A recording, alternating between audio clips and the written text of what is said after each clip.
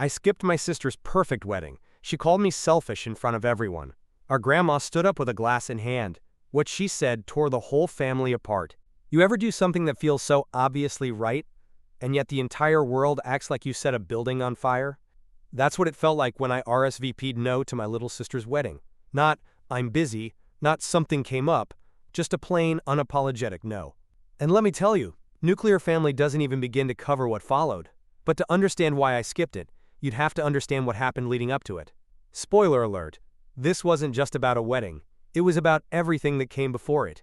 Years of favoritism, lies, betrayal, and a big fat inheritance that turned everything into a war zone. I'm the oldest. Brandon, 29. My sister Chloe is 26. And for as long as I can remember, Chloe has been the sun, and we're all just orbiting around her, burning if we get too close. Growing up, it wasn't super obvious.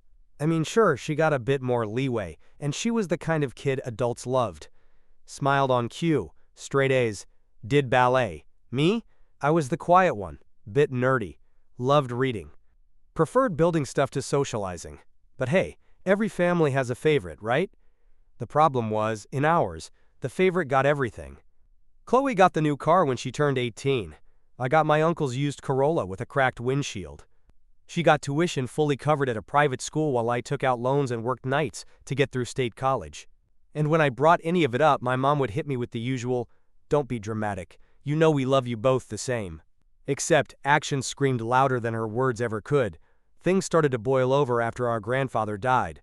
He was a tough guy, a businessman who built his company from scratch. I respected the hell out of him.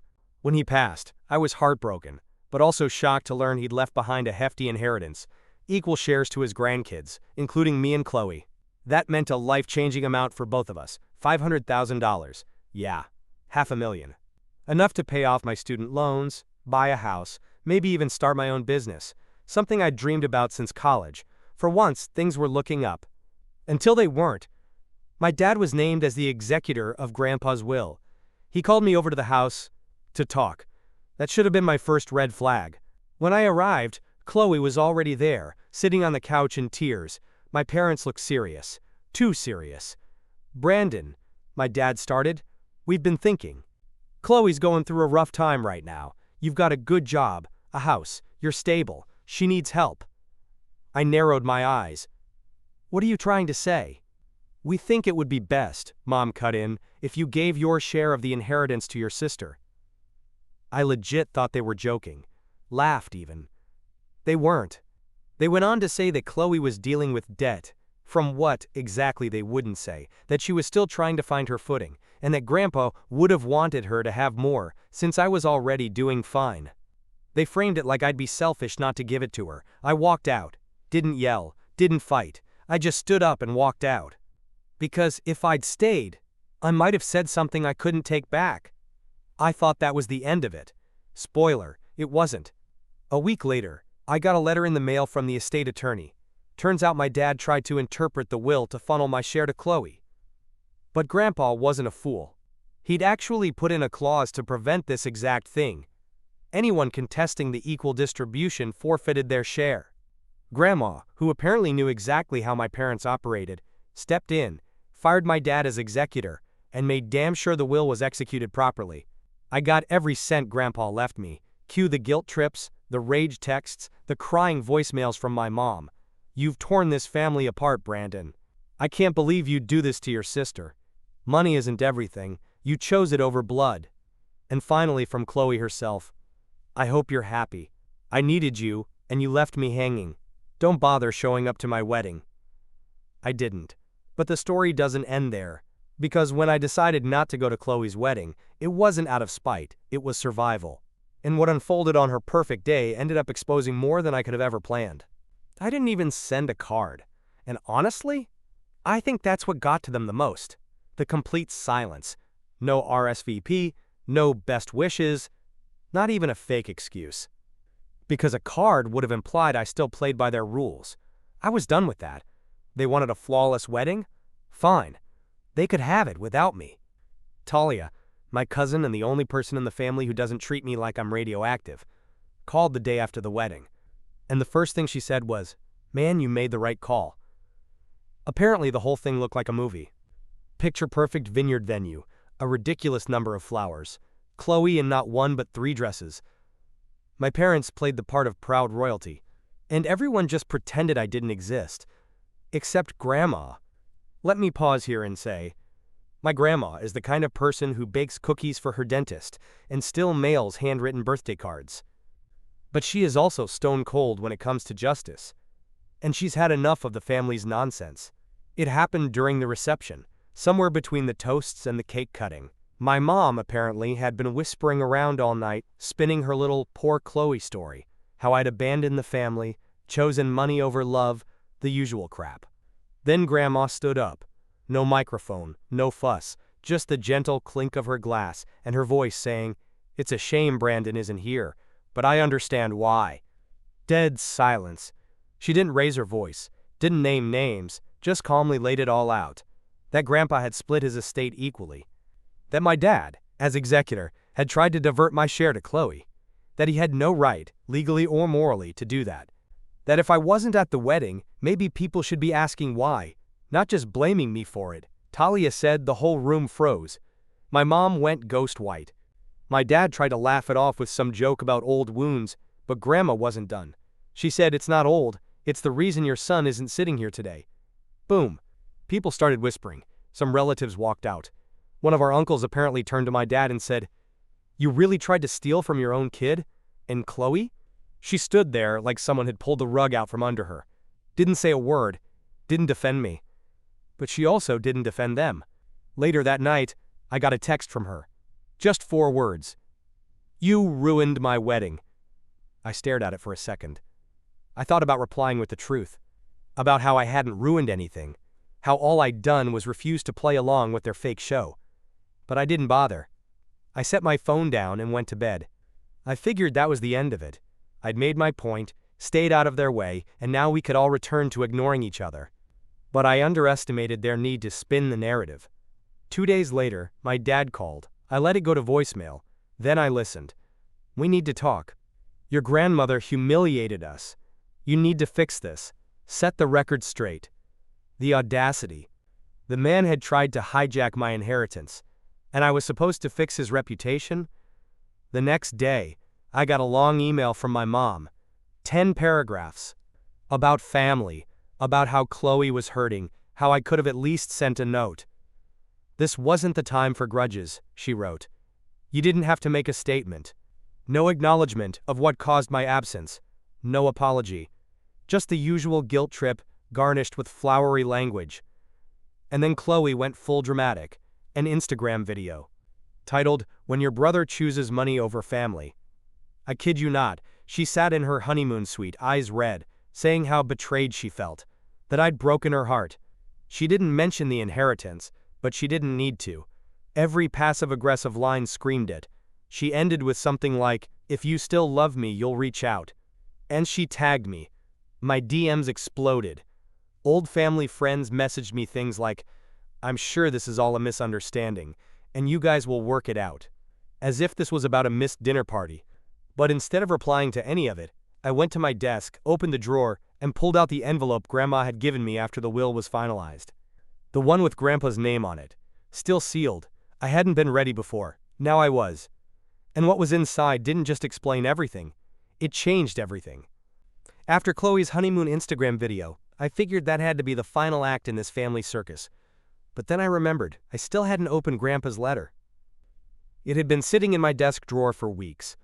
A plain white envelope, no return address, just Brandon, on the front in Grandpa's unmistakably blocky handwriting.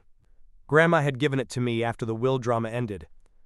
"He wanted you to have this privately," she'd said. Said it would make sense when the dust settled.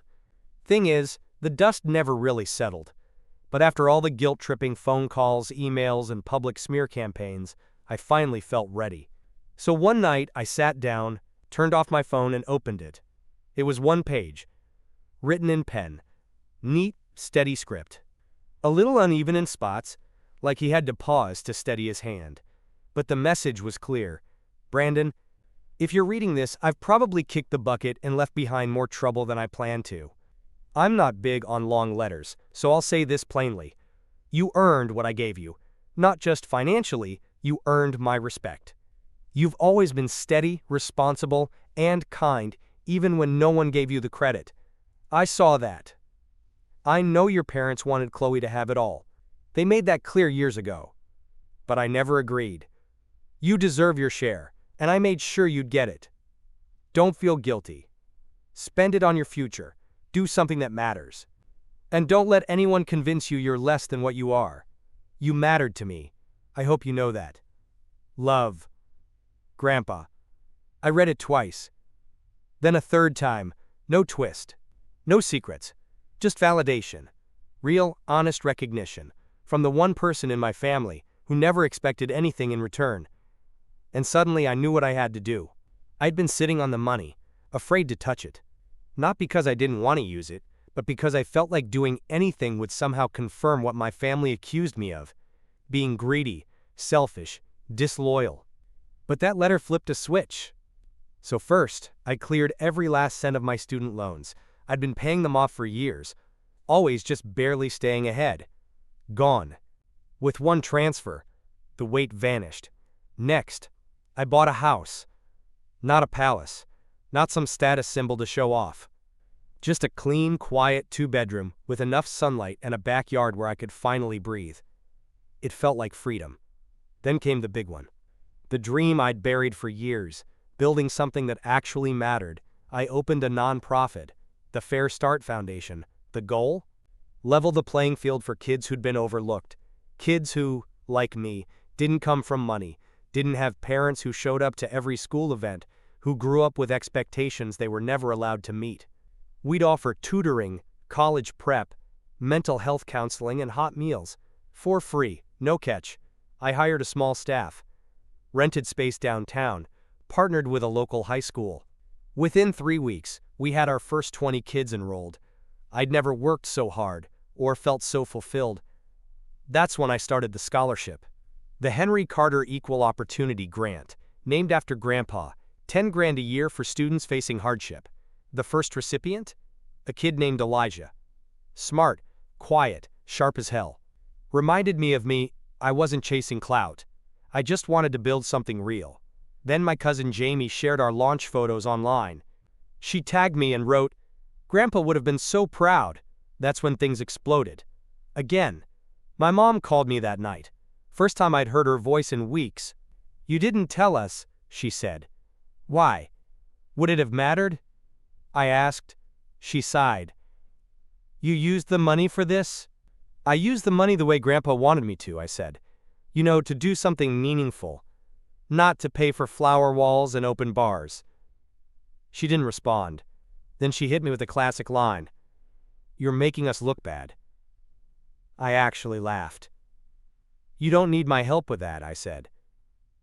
"You've been managing just fine." The next day, Chloe posted again. Another indirect jab, this time a long caption under a filtered photo of her wedding dress, talking about grief, betrayal, and finding strength when your own brother walks away. It got likes, it got comments, it got sympathy, but it didn't change a damn thing. The people who knew the truth saw right through it. Talia messaged me. "Honestly, she should be embarrassed. You've done more for people in 2 months than she has in her whole adult life." And then, like some cosmic final boss, my dad tried calling. I didn't answer. Instead, I pulled out Grandpa's letter, reread it again, and realized I didn't need their acceptance anymore. For the first time in my life, I wasn't waiting for their approval. I had purpose. I had clarity. I had a life. So when someone knocked at my door one Saturday morning, I wasn't expecting much. Probably a delivery. Maybe a neighbor. It wasn't. It was Chloe. I was halfway through a spreadsheet for the foundation. Grants, schedules, budget stuff. When someone knocked at my front door. Weird. Because nobody just shows up at my house. Not anymore. Not since the wedding, not since the video, and especially not after the letter. I opened the door expecting maybe a delivery. Instead, it was Chloe. She looked exhausted. Still dressed nicely. Always has been about appearances, but there were heavy bags under her eyes, her usually perfect hair just thrown up in a messy bun. Her hands were shaking a little. I didn't say anything, just waited. "Can we talk?" she asked. I stood there a beat longer than I should have, then finally stepped aside. 5 minutes, I said. "That's it."